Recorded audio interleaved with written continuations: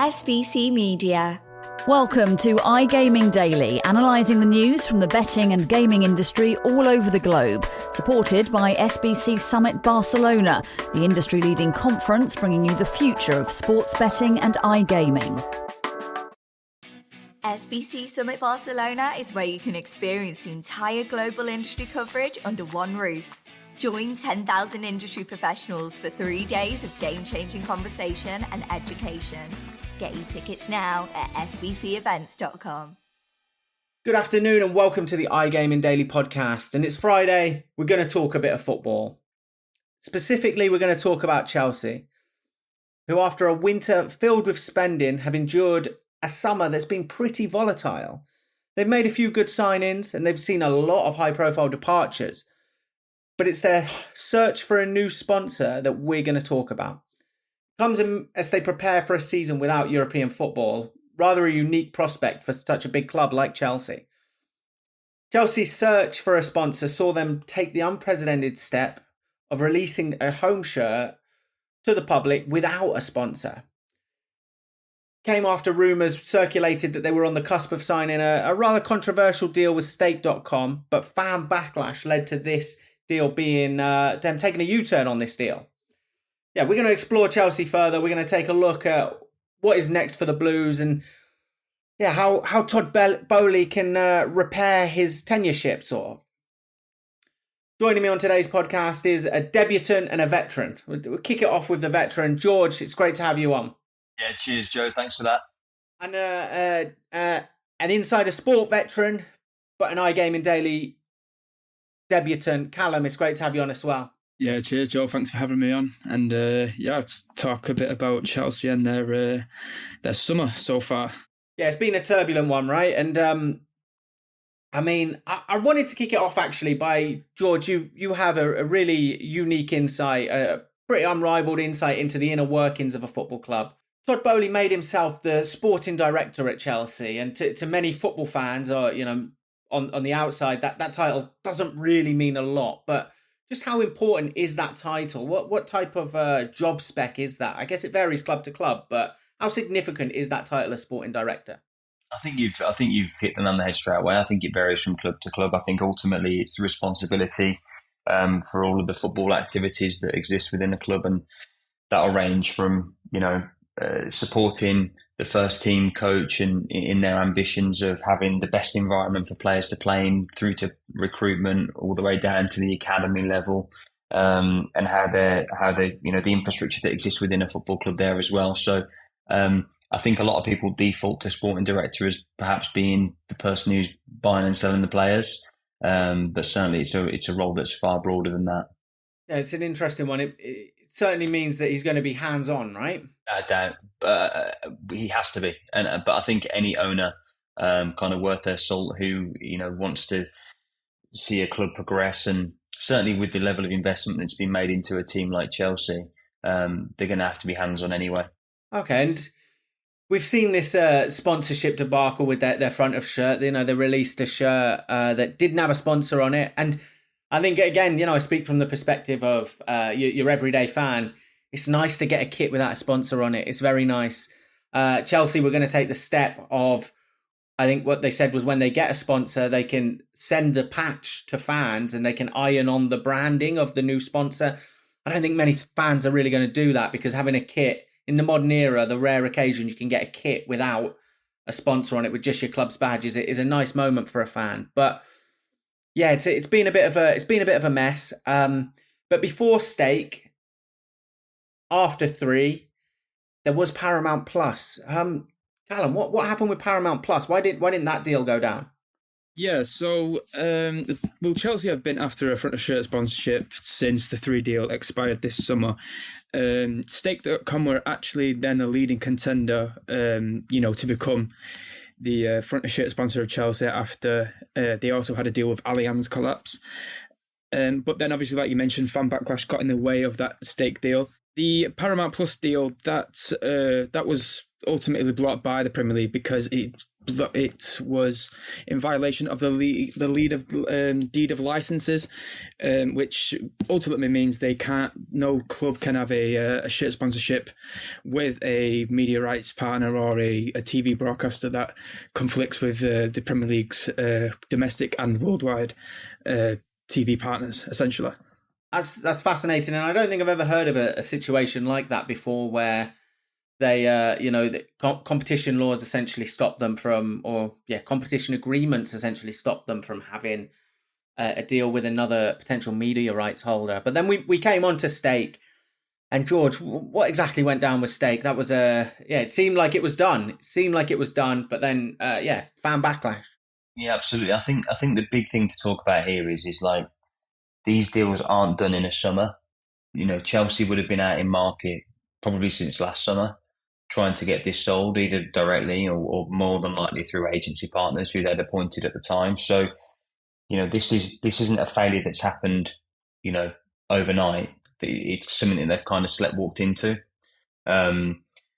which again will be, under new ownership and new senior leadership, will be deemed as a bit of a failure internally. Now, it's worth saying that Chelsea have had some challenges internally with the senior leadership, just in sense of it hasn't been stable. The appointments were made in the last summer, that were very short-lived, and we've seen a chief exec come in and go. We had a commercial director that came in and left, pretty soon after arrival, kind of embroiled in a bit of scandal and all the rest of it. But irrespective of those circumstances, it just meant that the commercial infrastructure and team at Chelsea just wouldn't have been able to really, I guess, be united and really know what they were trying to do, because that leadership has been in flux, pretty much for the entirety of the last season.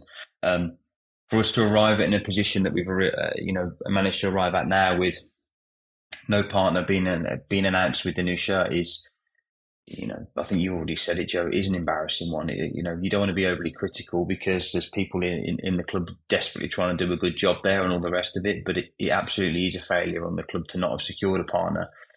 Whether all the reports are true, there was reports of deals being offered and offers made and all the rest of it from, players in the banking industry and other industries. But those numbers were reported to be around the 20 to 25 million pound a year mark. And Chelsea will want to be, somewhere in the region of double that, in the 40 to 50 million pound a year space. What was reported with Stake was that there was a conversation that was taking place around that 45 million pound mark, which is incredibly high amount of money when you consider what, kind of the level of betting operators investing in Premier League shirts has never been anywhere near that sort of number. So it would have been a deal that would be completely unheard of. We've never seen a major, since we've entered into this new era of valuations on shirt sponsorship for the biggest clubs in Europe. We've never seen a gambling firm take that investment, just because it's so hard to see that return on investment from those sorts of deals and the numbers that would be involved in those sorts of deals. So I think that's why Stake was particularly fascinating from a commercial standpoint. But to see it fall apart, kind of, and look, we're assuming that it was happening, but I think it's probably the first thing to say, but to see it fall apart in the way that it has been pretty spectacular, but not surprising either, given the climate that we have in the UK at the moment and the criticism that's coming on clubs for doing these agreements with gambling firms. Okay, so I've got two follow-up questions for you here. The one is, we're in this really weird territory for gambling sponsorships in the Premier League. Obviously, it's the last year before they're no longer allowed on the front of shirt. Has that elevated the value, because it's the last opportunity that Stake will have to ever appear on the front of Chelsea's shirt, unless they get relegated, which, for last year's performance, is a distinct possibility. Yeah, sorry, just to put in there, Joe, I think it's the gambling ban comes into effect at the end of the 2025-2026 season. Oh, sorry, my fault. Yeah, so, but we're still in this period of where, there's a short period where it's the last opportunity for gambling firms to be on the front of shirt. Has that elevated the value, do you think, George? No, I don't think it does. I think there's still a market value that will exist. within the marketplace. I think naturally there's an elevation annually anyway to some extent. So I think the valuations this year from a few years ago are definitely up, but in the deals that have been done, but not to the extent that I think there's a rush for deals to be done. No. Okay, that's interesting. And the other one was on the fan backlash, and I one for you as well, Callum. Here, I wondered if, obviously, we know the backlash with a gambling sponsor is always going to be there, or it's been there in the current climate. It's very much there. I think a lot of the criticisms I was reading from Chelsea fans were, and no offence to Stake at all, how ugly the logo looked on the shirt. That's obviously some cherished real estate on the Chelsea shirt for Chelsea fans. When you're making a deal, does that come into consciousness of how the brand will look on the front of shirt? Well, I think most of those criticisms have how it looked probably stem from Stake being the front shirt sponsor of Everton, and they don't want to make it looking too much like Everton. But that's true. But no, most of their complaints stemmed from 77 members of the Chelsea Supporters Trust voted strongly disagree with the use of an online casino or betting company as the primary shirt sponsor. It kind of mainly stemmed from their work in problem gambling awareness workshops in last year November, and also mental health awareness workshops as well this last April. So I think they kind of they even said it would make a mockery of the club's foundation work in those types of areas. So I think that led to Todd Bowley and the rest of the board. I think that kind of, eased off the Stake deal, for instance. But in terms of in other gambling sponsorships as a whole, there is also another comparable one. Aston Villa recently done a deal with online betting partner BK8. Now, last January, Chief Executive Christian Purslow, he kind of went back on his word on this, because last January he said there wouldn't be a gambling company on the front of an Aston Villa kit, but now here we have BK8 as the primary principal shirt sponsorship of the club, and Villa fans expressed huge disappointment, they said, in the Aston Villa Supporters Trust. And it also stems from BK's last working relationship with a Premier League club when Norwich were in the Premier League.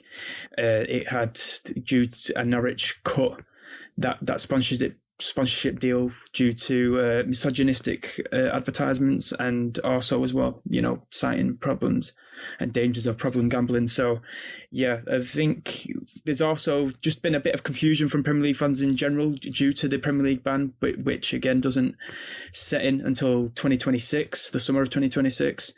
It was probably presumed that a lot of these Premier League clubs would steer away from these betting firms due to the announcement, but because it doesn't come into effect till 2026, I think it's given them enough time still to try and sort themselves out, especially with financial restraints at the moment. What's the word? Economically, especially financial restraints around the world so far.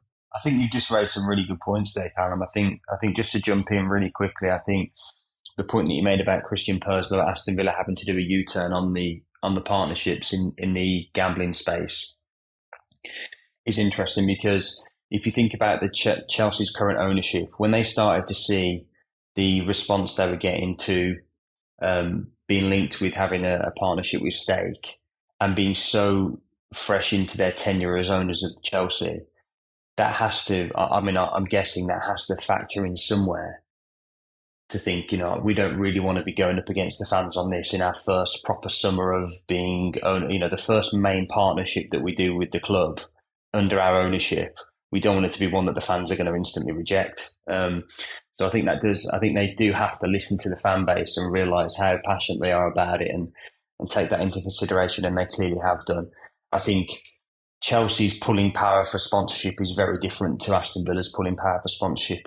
For them to be getting offers reportedly from other sectors in excess of £20 million a year, Aston Villa absolutely won't have that.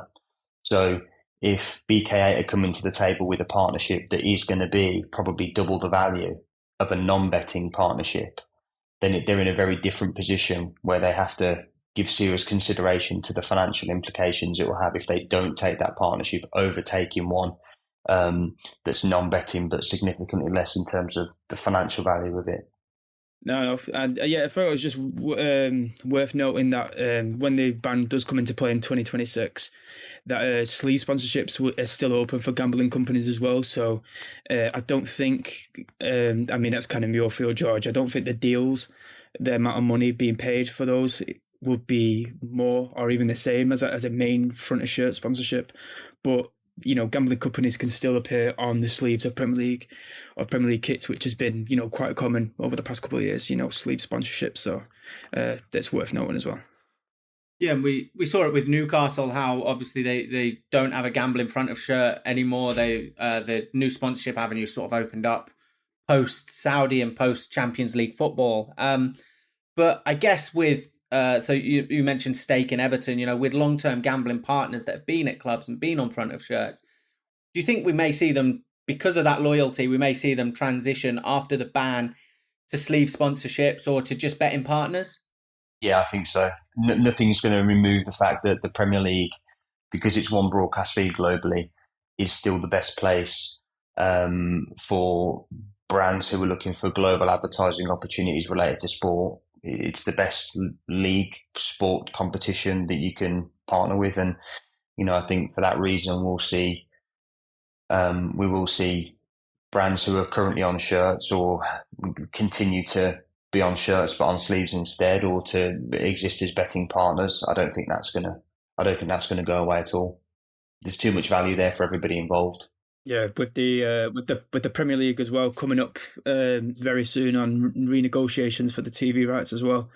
We've reported on Insider Sport that they're trying to, just get more games broadcast. That would be, it's been rumoured that the Europa League games for Europa League competing teams in the Premier League, that Sunday slot that usually isn't televised, that they're pushing to get those games televised on a Sunday. So they're trying to get more games on TV, and that more exposure is just going to be more enticing for a betting firm to be, a sleeve sponsor or a betting partner or some type of stadium advertisement as well. Yeah, and as much as Chelsea are a massive entity, we know after that wild winter of spending, they were up against it in terms of FFP, and that's why we've seen some big departures. How significant will I think it was talked about potentially 40 million with Stake. Now they're asking for a cut price of sort of 20, 25 million. Is that sort of loose change for Chelsea, or is that going to be significant into how they work this transfer window and how they operate as a club? I don't think you can ever call that sum of money loose change, but it will be important to them. Of course, it will. I don't think any club can kind of withstand the loss of that level of income without having to then make sacrifices elsewhere to fall in line with the FFP requirements that are involved. I think you were already seeing Chelsea making steps, not as a result of the sponsorship. I don't think that at all, but we're already seeing them making steps to really clear the squad out and cut the wage bill, and not because they need to reduce costs. I'm not trying to say that, but I think certainly because they want to reinvest it elsewhere and that sort of stuff. And if you've got an extra 40 million sat on the balance sheet, then that gives you even more flexibility and maneuverability to go through that process. So it will hurt without a doubt. Yeah, and Callum, part of that clearing out process has seen a lot of players go to Saudi Arabia. This has drawn criticism. It's drawn calls for the Premier League to investigate what's going on there. What's going on there? Is that's an interesting one, right? And is that story going to unfold further, do you think? It's definitely murky waters at the moment in time. I think right now with what Saudi Arabia are doing is definitely eye-catching with the amount of players they're buying from Europe. Their links with Chelsea, I mean, they're the PIF, the Public Investment Fund of Saudi Arabia, they do have a stake in Clear Lake Capital. Clear Lake Capital are the owners of Chelsea. So there's that link already made there. There has been some players being sold to teams in the Saudi Pro League that are also owned by the PIF, I believe. The PIF own 4 Saudi Pro League teams, so there is something to raise eyebrows at, certainly. But I think it would take a a full-scale investigation to try and discover if there are any conflict of interest, that's, any conflicts of transfers or loans between two entities that are owned, not necessarily owned by the same club, because the PIF don't outright own Clear Lake. They own a stake, but it's definitely something to keep your eye on. I'd say so. It will be interesting to watch how that unfolds for sure. And George, I know you're a Blue Nose, so I wanted to give you the final word. Obviously, a big day for Birmingham, a big week for Birmingham. A little bit of stability down the line, it seems. Finally. Yeah, look, it's exciting without a doubt. I'm very, very excited to see what the new ownership of Birmingham City will do. I think I, like most Birmingham City fans at the moment, are just looking for some stability and for someone to start to love the club again after a long period of us all feeling like it's been neglected. And Tom Wagner did an interview in the last kind of 24 hours on Blues TV, and he was talking about just making match day about the fan experience and getting fans involved with the club again. And I think that is genuinely what a lot of Birmingham City fans want. Of course, we want new players and signings and to win the championship and beat Aston Villa in a cup final or whatever else. But step by step, first things first. I think everyone just wants to feel like the club's loved again and give the stadium a bit of a lick of paint and a bit of love. And when you go down to a match, you feel like things are working. And that's not to discredit anybody at the club at the moment, because I know a lot of them personally, and they've done a phenomenal job. The staff there without much support coming from the very, very top in terms of the ownership. So, exciting. Fingers crossed. Yeah, beautiful. I wanted to head into the weekend on a positive note. And thanks ever so much, guys, for your time. Thanks for this. A really important discussion. Will be really interesting to see how the story at Chelsea unfolds, whether they get a shirt sponsor, the incoming and outgoing of transfers. To be sure to stay up to all the latest news on Chelsea, be sure to check out insidersport.com and check out the iGaming Daily podcast, obviously, every day. And good luck to Birmingham City for the new season as well. Thank you for listening to today's episode of iGaming Daily, brought to you in conjunction with SBC Summit Barcelona, being held at the Fira Barcelona Montjuic on the 19th to the 21st of September. If you want to find out more about some of the subjects raised today, feel free to explore any of the sites in the SBC News Network or check out the latest edition of the SBC Leaders magazine. Happy reading.